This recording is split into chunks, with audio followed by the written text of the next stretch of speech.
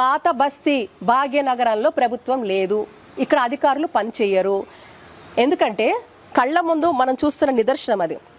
సరే, ఈ డిస్ప్యూట్ ఎవరిది? అటు రెవెన్యూ, ఎండోమెంట్, మరి వీళ్ళు చూసుకుంటారు. ఆ డిస్ప్యూట్ ఏదైతే ఉందో అది వీళ్ళదా వాళ్ళదా వాళ్ళు చూసుకుంటారు. ఈ రెండు ప్రభుత్వ భూములే.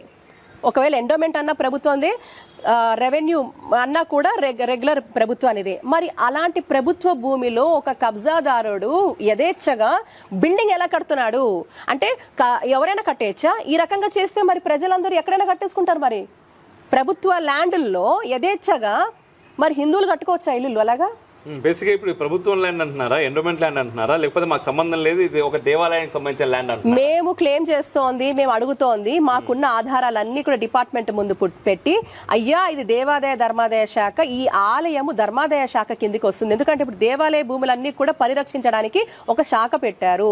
దాన్ని గౌరవిస్తూనే వాళ్ళ దగ్గరికి వెళ్ళి వాళ్ళు ఇక్కడ ఉన్న ఉన్నత అధికారులు కాబట్టి, అయ్యా ఇది మీ దేవాదాయ శాఖ భూమి, దీన్ని రక్షించండి, ఎంక్రోచ్ అవుతోంది.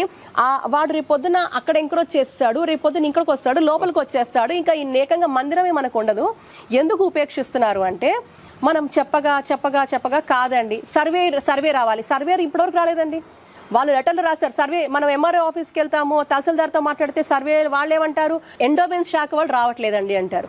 వాళ్ళ దగ్గరికి వెళ్తే మేము చెప్పేసామండి, ఇది ఆట అయిపోయింది, గవర్నమెంట్ ఆట అయిపోయింది. ఇక్కడ నుంచి మనం అక్కడికి వెళ్తున్నాం. ఎందుకంటే ఇప్పటికీ కూడా రెస్పెక్ట్ ఉంది కాబట్టి, అంటే ప్రజాస్వామ్య వ్యవస్థ పనిచేస్తుందా లేదా అని మీకు కళ్ళగట్టుడు కనపడుతోంది.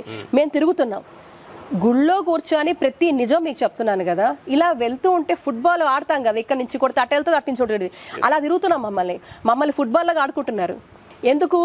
వ్యవస్థని రెస్పెక్ట్ చేసినందుకు మమ్మల్ని ఫుట్బాల్ ఆడుకుంటున్నారు. ఆడుకోండి, పర్వాలేదు.